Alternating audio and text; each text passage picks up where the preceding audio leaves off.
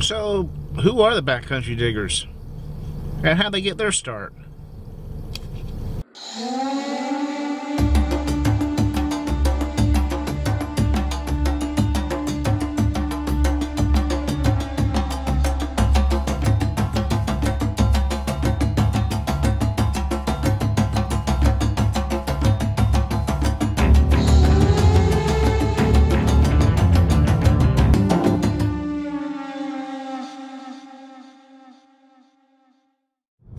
This video is pretty much going to be an origin story about how the Backcountry Diggers got started, where we all came from, where our backgrounds are.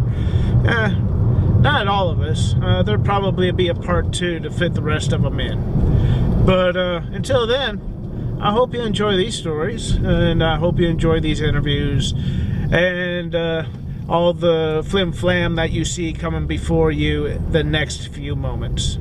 Enjoy! Well, the first cartoon character to come up in our lineup is going to be Tom Hawkins, aka T-Hawk.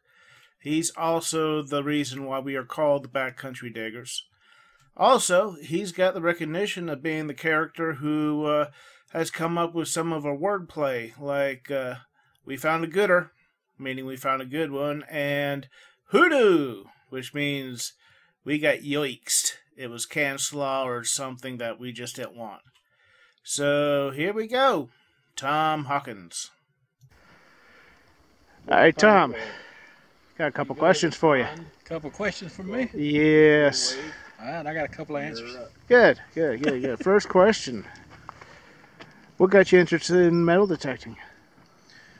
When I was a kid, we were at Myrtle Beach, and I seen a guy with a metal detector at the beach. And he was just finding car keys and all kinds of different things. It didn't matter what he was finding, I was into it. And that gave me the idea then.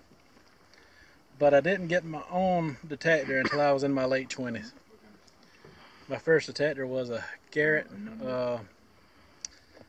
I forget what they were called, a GTA 300. It didn't even have a pinpoint on it. It had the target ID, kind of like what you're familiar with the Garretts now. Right. But that was my first detector. How long ago was that? I'd have to say that was around 97, 98. Very cool. What brought you to this little group? How are you and this little group associated?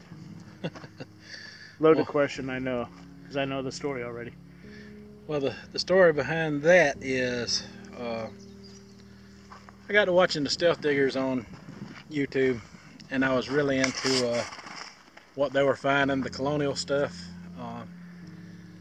and how Digger Charlie was always talking about talking it over with his guru. You know, that's what he calls his connection with his historical society. So I made my own connection.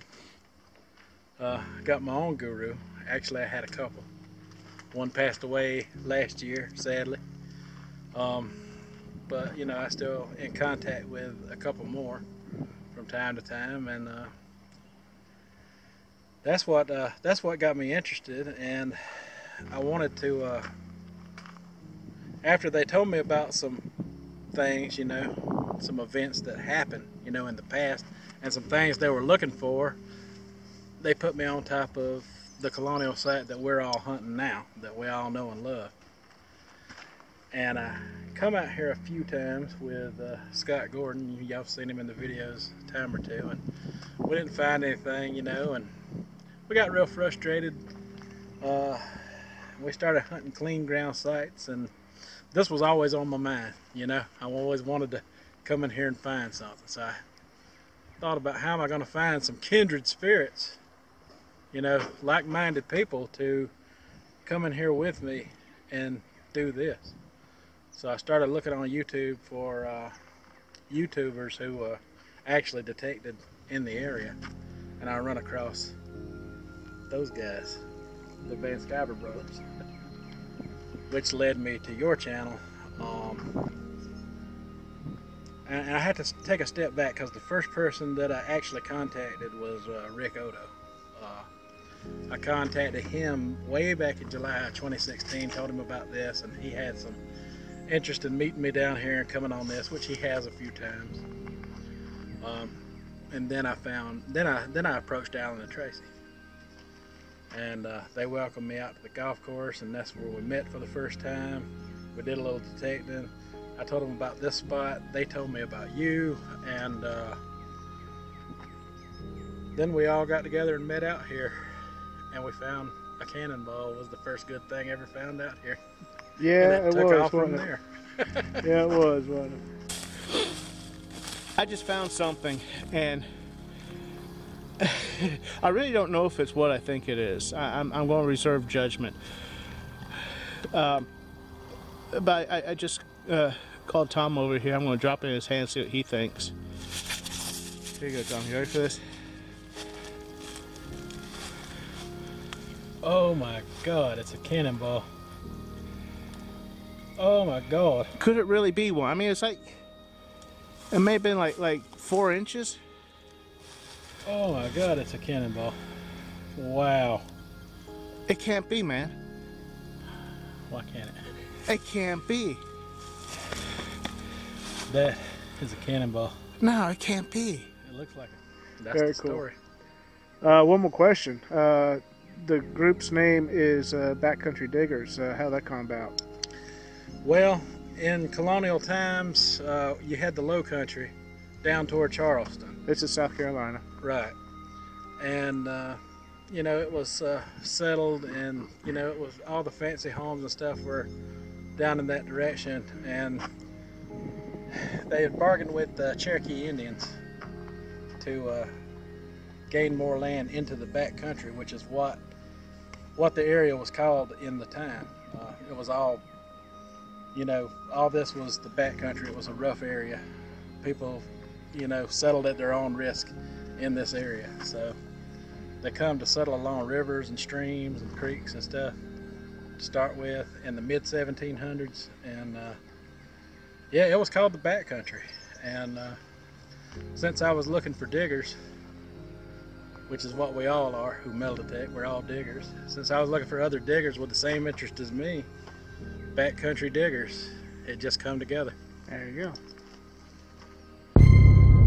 Next in this backcountry digger lineup is a brother duo, Tracy and Alan Van Sciver.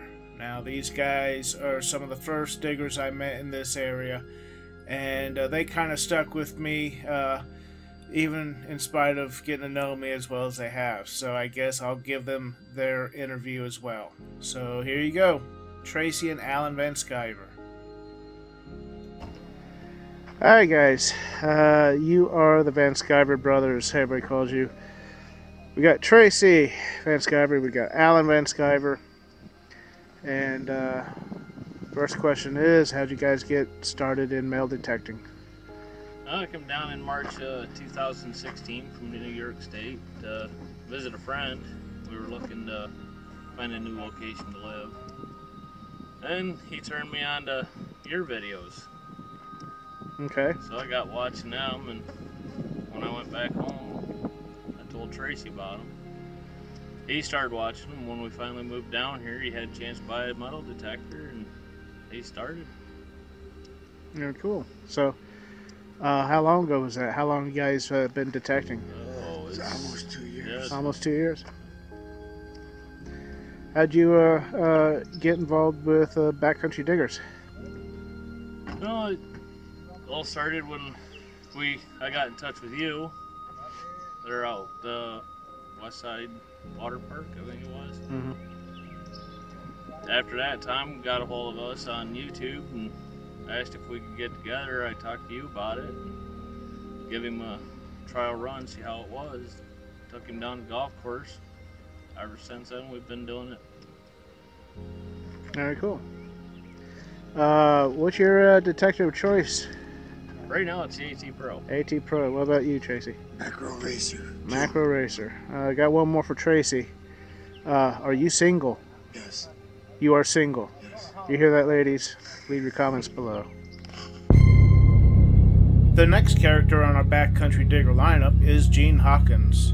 Now, Gene's a relative newcomer to our group, and as far as YouTube goes, I don't even know if he's even seen his very first YouTube video. Well, if you tell him to Google it, he'll probably just look at you funny. Now, I like Gene for a couple reasons. One, when he's out hunting with us, I know I'm not the oldest one out there hunting. And two, he's like the relic whisperer. He's a relative newcomer to the hobby as well, but he has a way of pulling some of the nicest relics out of the ground. So here's Gene. Hi Gene, how you doing? Alright, got a question for you. How'd you get started with metal detecting? Well, Tommy was into it, and he invited me to go down to with them when they were digging those bottles out at Right. Old Canal. So I went a time or two on that. Then he let me use one of his detectors one time when we went. Just went from there. You got hooked, huh? Got hooked, yeah. What's your relationship with Tom? He's my son. Okay. What's your detector of choice? Well, I don't know that much about them. I bought one from Price when I bought mine. And it seems to do pretty good though for me. I'll probably graduate. So you're not necessarily hooked on one particular one right now. No, I'll probably go to a better one later on, but I know the one I got don't do everything that these y'all got to do. Right. As far as your association with the Backcountry Diggers, you just kind of fell into that being Tom's father, so. That's it. So there you go. And you find some amazing things. Absolutely amazing things, man. You do a good job with that machine, so I commend you, man. Got lucky, I guess. We could call it that. I think luck got a lot to do with all of it, too. The next Backcountry Digger character is Chester Surrett. Now, as soon as Tom introduced me to Chester, I knew I was going to like him right away. He always had a ready smile, had a great sense of humor, and is a little bit of Looney Tunes all at once. So let's let Chester tell his story. Here is Chester Surrett. Take one. All right, Chester. So, how long you been detecting for? What, 6 months? So you started in September, right? Yeah, A September. little longer. A little longer than 6 months, I guess. Oh, less than a year. Yeah. You guys, how'd you guys meet? How we meet? We used to work with each other a long time ago. It's probably been, what, 20 years now? Back in the 90s. Yeah. And that's how we met. And actually, we grew apart for a little while, you know how life happens. But he saw my wife at the store, and we got reconnected. And come to find out, he was a metal detector. And that's something I've always wanted to do. That's how I got started. So, But now I've always had the interest in it because my dad had a metal detector when I was growing up, but he wouldn't let me touch it. yeah. Yeah, he had the old Radio Shack. He still got it. The first Radio Shack that came out. Very cool. And that's how I got, the interest in it. So, I guess it's pretty much self-explanatory after that, but how did you get involved with Backcountry Diggers? Well, it's all because of Tom there. Like I said, I enjoy doing it, and I love history. Love history, really. And love finding the old stuff. That's what it's all about. What's your detector of choice? Right now I'm using the E-Tracks. It was hard to get used to. I came off the Fisher 75, and it's a totally different monster. So many different sounds.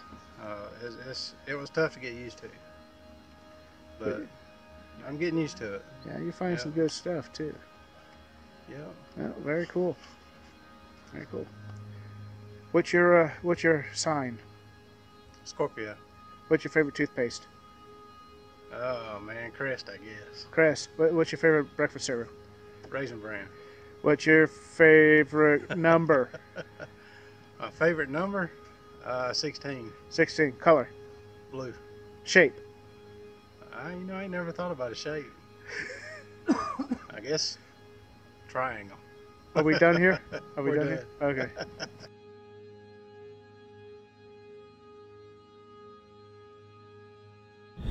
Well, there you go, guys. That's our origins. Now, if you are a head counter and you're afraid to go and get gypped out on something, well, in this case, you're right, sort of. That wasn't everybody. I can only mean one thing. It's going to be a part 2 at some point down the future, including my story.